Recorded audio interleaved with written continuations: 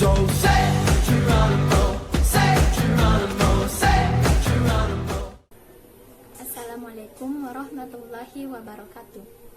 Perkenalkan, nama saya Makfirah Hairunisa dengan nomor induk mahasiswa 20500119093, jurusan Pendidikan Biologi kelas 3-4, Fakultas Tarbiyah dan Keguruan, Universitas Islam Negeri Alauddin Makassar.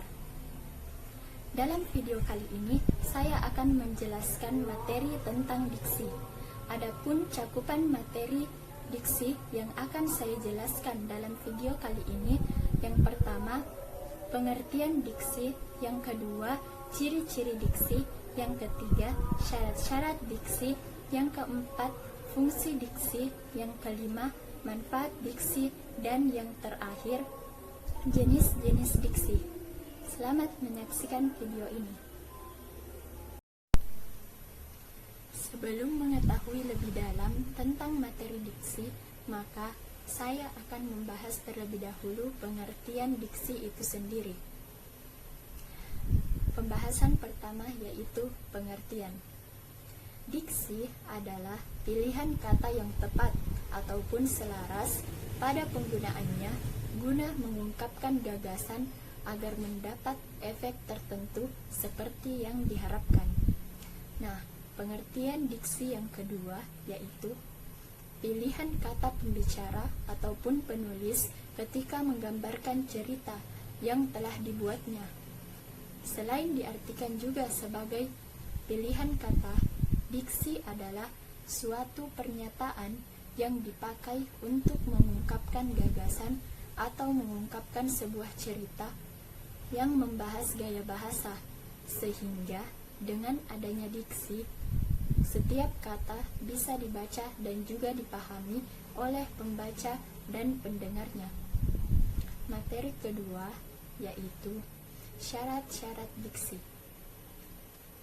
Adapun syarat-syarat diksi agar cerita yang dihasilkan lebih menarik, maka diksi atau biasa disebut dengan pilihan kata yang baik juga harus memenuhi beberapa persyaratan.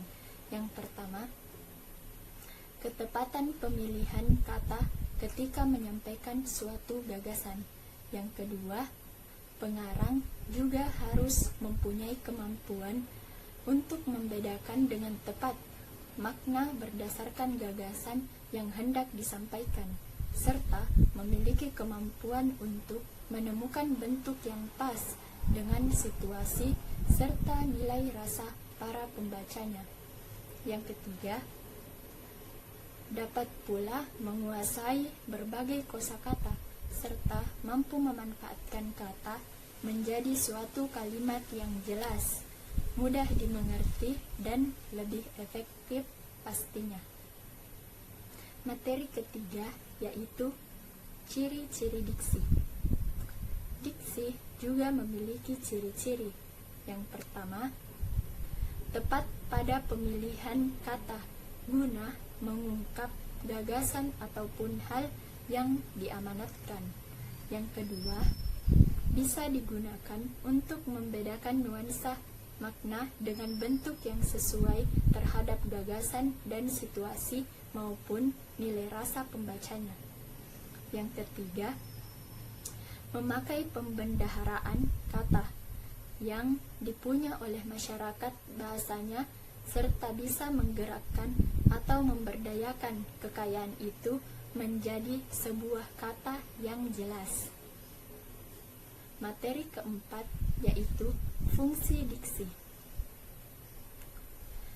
Di dalam diksi juga mengandung fungsi.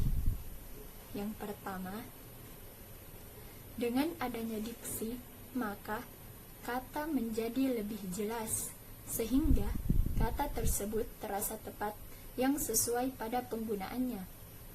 Selain itu pula, ketepatan pemilihan kata atau diksi biasa bertujuan untuk menimbulkan tafsiran yang beda antara penulis dan pembaca. Di samping itu pula, memiliki tujuan dalam memperindah kalimat, sehingga pengarang dapat membuat cerita tersebut menjadi lebih tersusun atau lebih runtut. Tetapi, diksi juga memiliki fungsi lain selain yang saya jelaskan tadi. Yang pertama itu, diksi dapat membuat pembaca memahami yang disampaikan oleh penulis ataupun pengarang. Yang kedua, menjadikan komunikasi menjadi lebih efektif serta lebih efisien. Yang ketiga, mampu menggambarkan ekspresi terhadap gagasan sebuah cerita. Yang keempat, membentuk suatu gagasan yang tepat dari suatu cerita. Materi kelima yaitu manfaat diksi. Adapun manfaat itu, diksi sendiri terbagi menjadi dua. Yang pertama yaitu manfaat bagi para pembaca, dan yang kedua yaitu manfaat bagi penulis. Adapun manfaat diksi bagi pembaca yaitu pembaca ataupun pendengarnya dapat membedakan dengan baik kata-kata yang denotatif, sinonim, konotatif, antonim, maupun kata yang mempunyai ejaan yang hampir mirip. Sementara, manfaat diksi yang kedua bagi para penulis sendiri yaitu diksi bisa bermanfaat supaya penulis dapat membedakan kata-kata yang telah ditulisnya dengan kata-kata yang telah dikutip milik orang lain. Materi keenam yaitu jenis-jenis diksi. Adapun jenis-jenis diksi berdasarkan maknanya yang harus Anda ketahui, yaitu yang pertama, makna denotatif. Apa yang dimaksud dengan makna denotatif? Nah, makna denotatif adalah makna yang sebenarnya atau makna yang sesuai dengan pengertian yang dikandung oleh kata sebuah kata. Makna denotatif juga biasa dikatakan dengan makna umum. Adapun contoh dari kalimat atau makna denotatif sendiri yaitu contoh pertama, Rian sering kerja keras untuk mendapatkan penghasilan yang lebih baik. Tanda kutip kalimat kerja keras di sini memiliki makna denotatif, yaitu seseorang yang lebih giat untuk bekerja. Adapun contoh yang kedua, yaitu Robi adalah seseorang yang gemar membantu, sehingga dia disukai banyak orang. Tanda kutip kalimat gemar membantu di sini memiliki makna yang sebenarnya atau makna denotatif. Contoh ketiga, yaitu Carla berinvestasi sejak dulu. Sekarang ia mendapatkan keuntungan yang melimpah. Tanda kutip kalimat keuntungan yang melimpah di sini bermakna denotatif, yaitu memiliki keuntungan yang lebih banyak. Yang kedua, yaitu makna konotatif. Apa yang dimaksud dengan makna konotatif? Nah, makna konotatif adalah kata atau kalimat yang memiliki arti bukan sebenarnya, sehingga biasanya di dalam kalimat yang memiliki makna konotatif sendiri memakai ungkapan-ungkapan. Contohnya, yang pertama, Rio harus membanting tulang untuk menghidupi keluarganya. Tanda kutip kalimat membanting tulang di sini merupakan ungkapan atau kalimat yang memiliki makna konotatif atau makna yang bukan sebenarnya. Nah, makna membanting tulang yang sebenarnya yaitu bekerja keras. Contoh yang kedua yaitu pejabat tersebut mencari kambing hitam untuk mempertahankan jabatannya. Nah, tanda kutip kalimat kambing hitam yaitu tidak bermakna sebenarnya. Nah, makna kambing hitam di sini yaitu orang yang disalahkan. Ada pula jenis-jenis diksi berdasarkan leksikal. Yang pertama yaitu sinonim.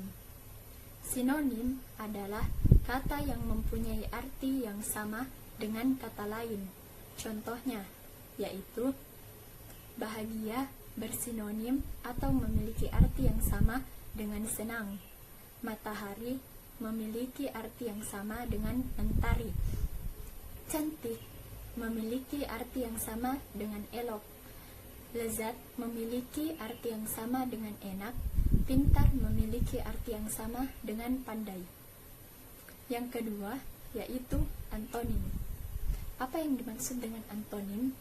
Antonim adalah kata yang memiliki arti berlawanan dengan kata lain. Contoh kata antonim. Yang pertama, naik berantonim atau berlawanan kata dengan turun. Besar berlawanan kata dengan kecil. Banyak berlawanan kata dengan sedikit. Tinggi berlawanan kata dengan rendah. Gelap berlawanan kata dengan terang. Cepat berlawanan kata dengan lambat. Bagus berlawanan kata dengan jelek. Mahal berlawanan kata dengan murah. Nah, yang ketiga yaitu homonim. Apa yang dimaksud dengan homonim? Mari kita simak.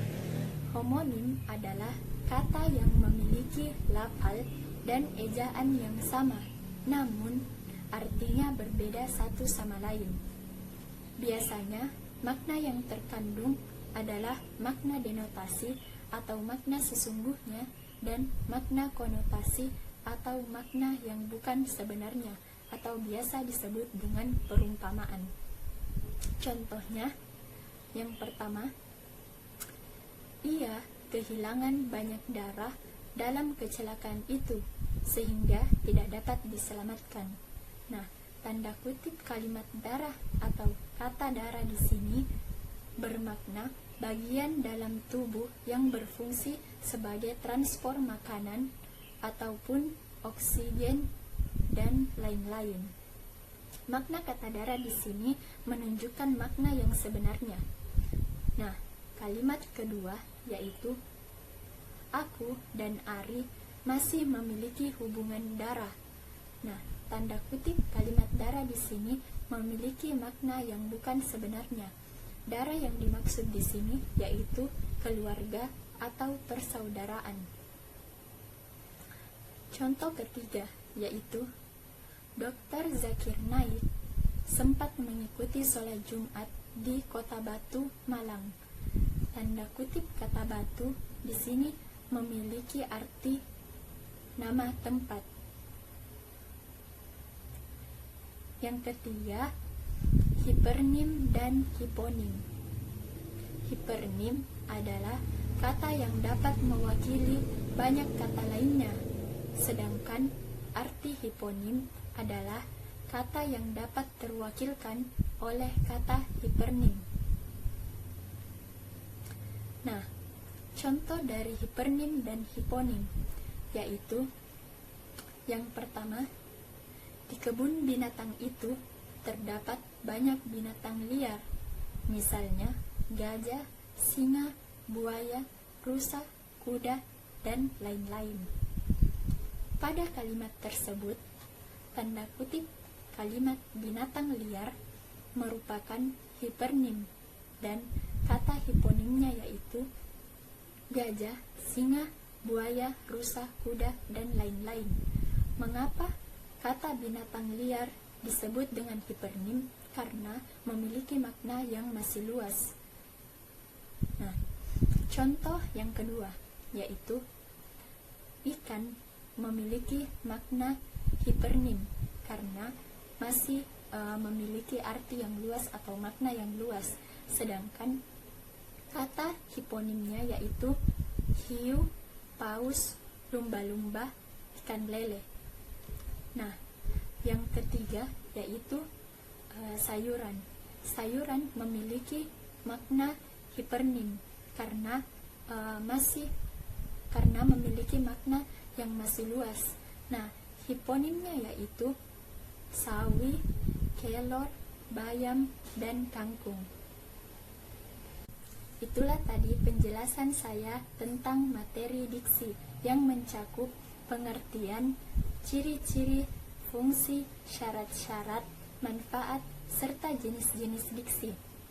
Terima kasih telah menonton video ini.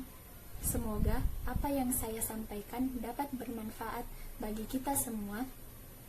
Adapun kekurangan dalam video ini, itu datangnya dari saya sendiri sebagai hamba, dan kesempurnaan hanyalah milik Allah Subhanahu wa Ta'ala. Akhir kata, saya mengucapkan nun wal qalami wa ma yasturun, fastabiqul khairat, summa assalamualaikum warahmatullahi wabarakatuh.